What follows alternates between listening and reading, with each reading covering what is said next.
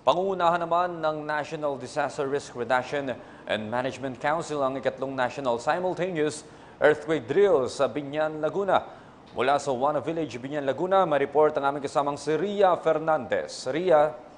Audrey, eksakto alas 9 ng umaga, umalingaw-ngaw ang sirena at sabay-sabay na nag-duck, cover and hold ang mga kalahok sa nationwide earthquake drill dito sa Juana Village sa Biñan, Laguna.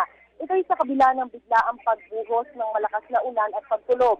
Ipinakita sa naturang shake drill ang posibleng sitwasyon oras na tumama ang malaking lindol o malakas na lindol. Agad na inilika sa mga residente at sinaklolohan naman ang mga naipit sa mga gumuho at nasusunog na gusali. May senaryo rin ng paghuli sa mga kawatan sakaling manamantala sa panahon ng trahedya.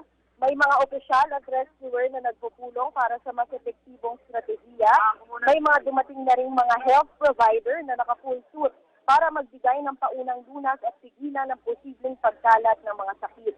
Audrey, meron din ditong mga nagbibigay ng pagkain. Ipinakita rin ang mga hakbang ng lahat ng ahensya ng pamahalaan at mga katuwang ito oras na maramdaman muli ang aftershock.